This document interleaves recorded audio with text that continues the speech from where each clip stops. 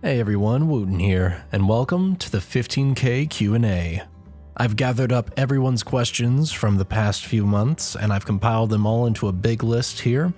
I have collected the top 10 most common questions, and we'll be starting with those first, followed by more individual questions, and then finishing up with the big list questions, as I like to call them. So let's just sit back, relax, crack open a cold one, and get right into it. I'm going to be doing this all in one take, so let's see how it goes. That's your cue. All right, so we will start with the top 10 most popular, and this one is probably it is actually the most asked question on the video. Number 1, what is your favorite clopfic you've ever done, and what's your least favorite? My most favorite clopfic I've ever done was Stamina, just because it was the first time that I actually played the role of a non in a proper clopfic. I actually played a non in Her Most Faithful Servant with Keyframe of Celestia, but that was more of a sort of a more lewd story than an actual clopfic, so that one was probably the most favorite I've done. Least favorite I've done, it's hard to say. Probably the least favorite I've done in terms of just production value and whatnot. Stuff that, how do I word this? It's one that I don't go back to listen to all that often is Wild Rose, which is the first Clopfic audio play that I ever put together. It's a old story. It's not as, the production value isn't as high as it is for things that I do now. It's just one of those things, you know. So next question is number 2. Why Clopfics is basically how I've summed it up. In terms of the general field of pony fic readings, you have a lot of people going for things like the grimdark and the comedy and all that, and you don't really, and those ones have like really high production value. You've got all the sound effects, you've got the music, you've got the voice acting. You don't get a lot of that sort of thing with Clopfics. So I decided, you know what, this is, and keep in mind, this was back in early like 2012, 2013-ish when I first really started focusing on this sort of thing. So I was like, you know what, I'm gonna give this a shot, and here we are. Number 3, which fic do you want to do the most, which I haven't done already? Now this one's one that it's less an issue of if I want to do it, and more I have it all scripted up and everything. It's just I have so many things that I have to do before I get to this one. And this one is I think the actual name for it was Blood Anon in Twyquestria, which if you've ever seen Soul Eater, there's a character in there named Ragnarok, and he is bound to his human sword-wielding type guy. I can't remember his name, but it's basically that story. Basically, Ragnarok is Anon, and his like sword wielder is Twilight. And there's some wacky shit that goes down, and it's absolutely hilarious, and I want to read it, but I just have so much stuff that I gotta do that I just haven't gotten around to it. Number 4, also another very common one, is what is the next fic you're going to do? Any Clopfics? And when is the next Daring Douche? All right, so next fic is, at the time of recording this, is Barkeep Part 3. After that, I have planned out Dynamic Statics as the next fic, and that is another Clop one-shot. And then after that, it's really up to the patrons, because whenever I put together like a patron poll thing, I always include the next part of Daring Douche in that list. So that's sort of the list that I go off of in terms of what people are interested in, what they want to see. And yeah, it's basically pretty much up to the patrons. Number 5. Do you actually clop? If so, which pony? And have you clopped to one of your own readings before?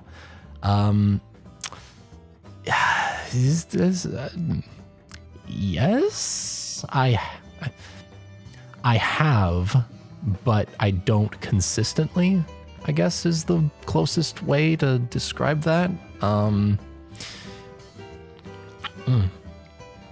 Yeah, probably the most decent way to describe that. I just, it's just my personal preference. I just don't really look at pictures for that sort of thing, or audio for that matter. I don't get off to my own voice is what I'm trying to say. Number 6. How did you join the fandom? This one, this is actually a pretty interesting story. So, wind the clock back to about late 2010, early 2011.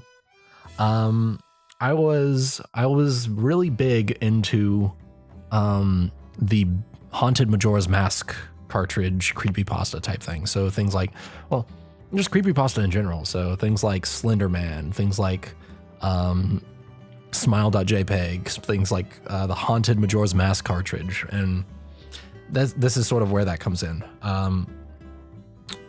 I was part of the alternate reality game for Ben Drowned Arc 3. So you've got like the story that was posted on 4chan with, I think his name was Jaducible. That was part 1 of the Haunted Majora's Mask story. And then Arc 2 was getting into things like the Moon Children. So in that story, he had a nightmare with the moon, what they call the Moon Children, which is basically like the masked children on the moon in Majora's Mask. They call them the Moon Children. And this sort of plays into like this cult of the moon, and how they refer to the leader as Father. And he was sort of represented by the Happy Mask Salesman in that series. And that was Arc 2, and it got into some really psychological stuff, and it was a lot of fun.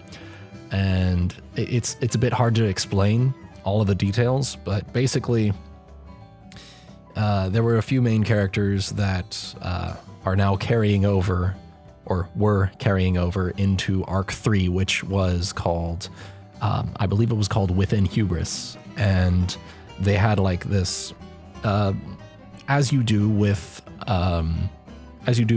these ARGs type things, you usually have these places where people gather and share information, try and decipher messages and whatnot. And in those forums and stuff, you would have like the story related things, and then you would have the more off topic stuff, the more general forum type things. And on that forum, there was a thread called My Little Pony, and the subtitle said, "I'm a grown man, why do I love this?" And it was the most popular thread on that forum. I think it had over 500 pages worth of just posts about the show. And I just got curious, and I think it was around the start of my senior year of high school, about 2011. So around August 2011 was when I first got into like curious about the show. And then I watched the first episode because I was like, okay, these guys, I've known these guys for a little while, and they usually have pretty good taste and stuff. So I went and I watched the first the season 1 opener with Nightmare Moon and whatnot, and I was like, okay, this is interesting. I'll give it the sort of 3-episode treatment, and from there on, I marathoned the entire thing enough to where at the end of the weekend, I was able to watch the, at the time, current new episode, which was Spike, Secret of My Excess, I believe is the name, where Spike grows into this big Godzilla tier dragon and is all because of his greed and whatnot. So that was my introduction to the fandom, and I've been here pretty much ever since. So that's my story. Next up, number 7. Where did the name Wuten come from, and what is the story of your OC?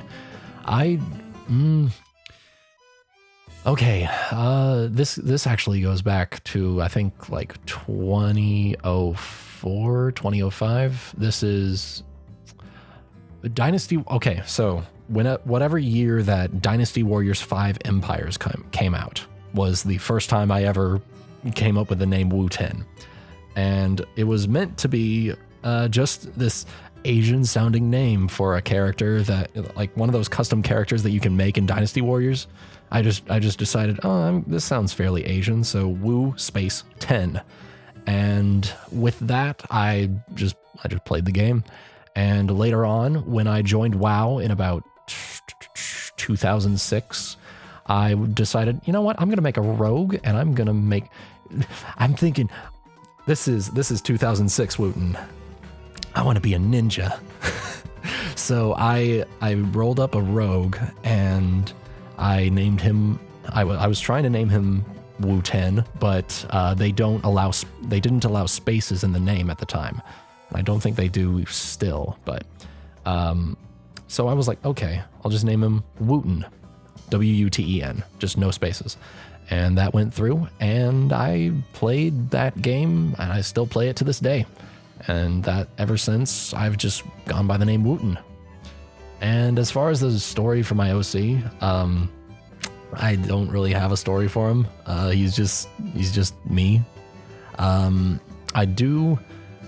will say that the story of how I created him was a bit interesting. So I was on 4chan at the time. I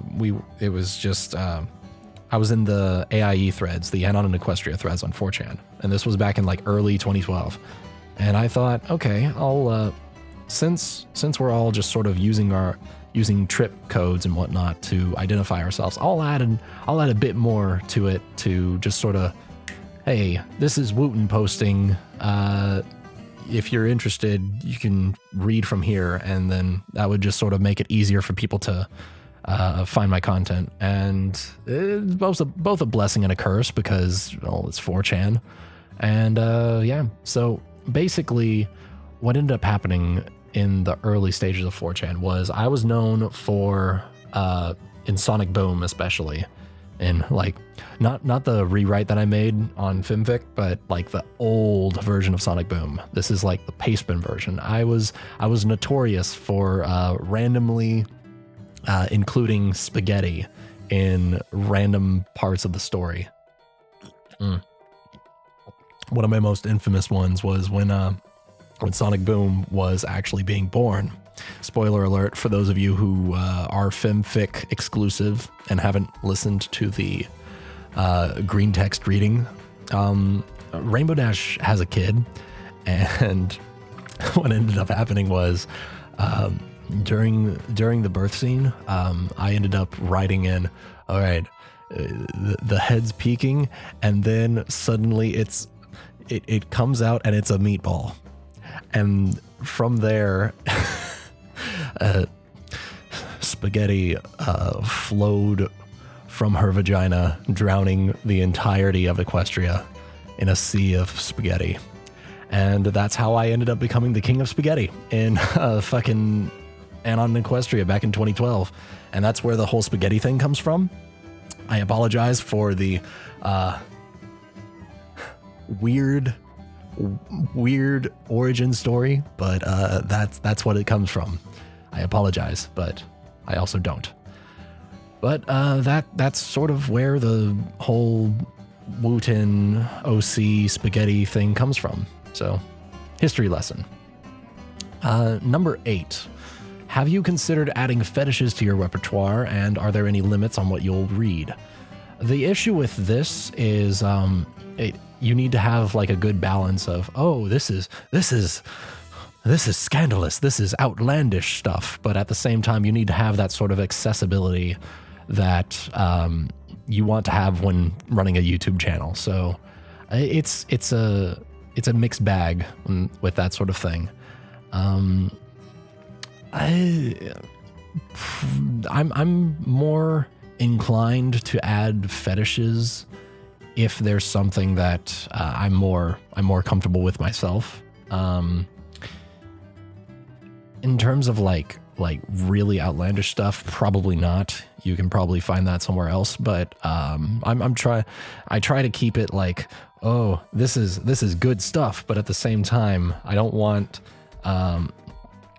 someone to end up waiting for like months for a clopfic and end up not enjoying the clopfic just because of some obscure fetish or something like that. So that's sort of the reason why I keep things sort of a bit more vanilla than you'll probably see in more nuanced channels. But that's my reasoning for it. Are there any limits? Not really. As long, like I said, as long as, well, I'm comfortable with it. So yeah. Number 9, what advice would you give to someone who is starting out? And can I collab with you sometime? I've had so many people ask me this. It's okay. First things first. When it comes to starting out, you need to have material. You need to have something that you can post. You have to post something, so whenever you're asking someone if you want to collab with them, you have to have that to be able to show them so they can be like, oh, this person is pretty good quality. I can work with this person just fine. Or on the other hand, not quite. It's you're not quite up to the amount of quality that I need. I'm sorry, but that's basically the best advice that I can give someone is post something. I know you've probably heard it like 100 times, but it really is the only way that you're going to ever get anywhere in this sort of hobby / business / whatever this is. You need to post something. And I know that people get nervous. They get like a pseudo stage fright when it comes to recording. You fight through it is really all I can say for that. Because otherwise you're not going to get anywhere in voice acting. You're not going to get it, well, anywhere in life, to be honest. When it comes to, you have to put yourself out there and risk criticism. You have to risk people honestly making fun of your work. I know that I've had plenty of stuff that I've put out there that people have just laughed at and all that. You have to move past that fear and go and just post what you want and damn all the rest. And that's the way that you have to treat this sort of thing, because otherwise you're not gonna get anyone to want to collab with you. So that's my philosophy when it comes to that sort of thing. And number 10, what video do you regret making, if any? I don't really regret them all that much, but if I had to make the choice again, I wouldn't have posted nearly as many song covers as I did early on, just because they're really bad and they didn't really get me anywhere. But hey, you gotta experiment. But that, in terms of like, if I had to choose one, it would probably be those. So that's where I'd go with that.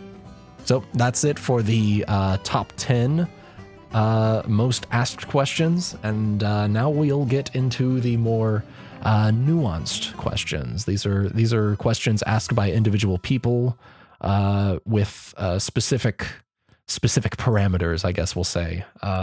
These don't really fit into the top 10. So let's get right into it.